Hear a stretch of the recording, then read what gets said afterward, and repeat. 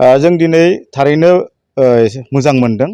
अकल जों बिपिएफ दोलो हिसाबै जों बुङा, जों तामुलपुर समस्ति हिसाबै जों गोबां खस्थ' खालामनानै बिपिएफजों लोगोसे बा बिजेपिनि माखासे मावथि आरो गासै रायजो राजाफ्रा बिस्वजित दैमारि बिथांखौ मन्थ्रि मोननायनि आसायाव बयबो भट होनानै देरहाहोहरबाय आरो थिग बेबायदिनो रायजो राजाफ्रा लुगैनाय बायदिनो दिनै बिथांखौ सासे मन्थ्रि हिसाबै समायखिरा लानायखौ जों दिनै नुनो मोनबाय।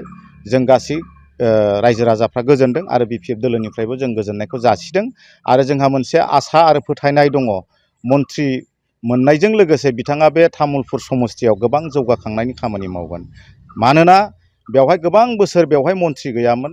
1984 बा 85 मायथाइसोआव हयथ' बेवहाय सासे जोंहा पदम बाहादुर चौहान होननाय बिथाङा सासे परिबहन मन्थ्रि हिसाबै मन्थ्रि मोनदोंमोन आरो गोबाव बोसोर गेप्स थानायनि उनावहाय जों दिनैहाय बिस्वजित दैमारि बिथांखौ मन्थ्रि हिसाबै जों मोननो हाबाय। बेवहाय जोंहा गोग्गानाय आरो रंजानाय दङ।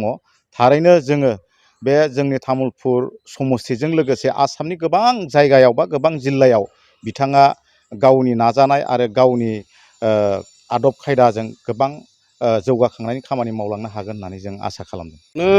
केबिनेट मिनिस्टार बिस्वजित दैमारि सारखौ आंनि गोसो गोरबोनिफ्राय गाहाम हामलायनाय जासिहरनाय थाबाय।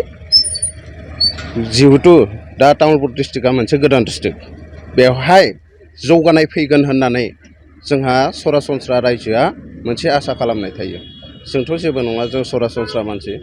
बास जोंहा बेहाय गोजोननाय दं दे राजखान्थियाव लानाय जि समायखिरा बेफोरखौ मावफुंगोन होननानै जोंहा मिजिंथिनाय थायो।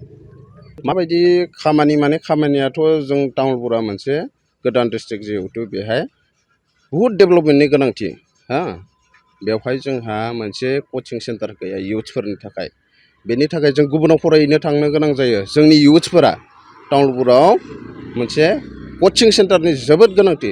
तामुलपुर डिस्ट्रिक्टआव बहुद गोरों गोरों स्टुडेन्टफोर दङ तामुलपुर डिस्ट्रिक्टआव। बास आंनि थाखाय, आंनि इयुथ्सनि थाखाय बे मोनसे खावलायनाय थाबाय सारनिसिम।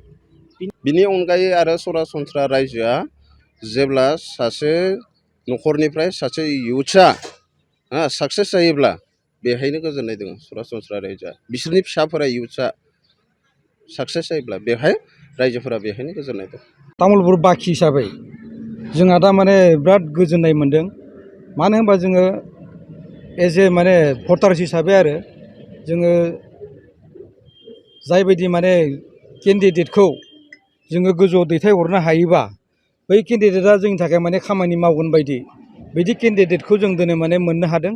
आरो बे हिसाबै खोनानो मोन्दों हेमन्त बिश्व शर्मा सारनि जिथु माने अननायाव बिथाङा दा माने मन्थ्रि मोननो थांबाय। ओंखायनो जों दा जोबोद गोजोननाय दं आरो। आं तामुलपुर समाजनि सासे साधारन सुबुं हिसाबै बिस्वजित दैमारि सारखौ जोबोद रोजा रोजा साबायखर बावनो सानदों। गेलेनायनि सिगाङावनो बिथाङा जि सानै हयै इयाव गेलेदोंमोन, गासै जोंनि सुबुं समाजावनो बिथांनि सायाव एसे मोननो हास्थायनाय एसे दङमोन आरो बेखौ बिथां गेलेनाय समाव माखासे खोथानि गेजेराव मोनसे गुलुं गुजुं जादोंमोन। थेवबो जोंनि बे जिथु नांगौ बिथांखौ सासे रोंगौथि हिसाबै जों बिनिखायनो बिथांखौ गोबां रोजा भटआव देरहाहोनानै बिथांखौ माने जों देरहानो हासे बिजाथि हिसाबै मोननो हादों। बिथाङा दा मन्थ्रि बिबानबो मोननो थांगासिनो दङ। ओंखायनो बे मोननायजों लोगोसे जोंनि बे तामुलपुर समाजनिफ्राय आं साधारन सुबुं हिसाबै जोबोद रोजा रोजा साबायखर बावहरनाय थाबाय।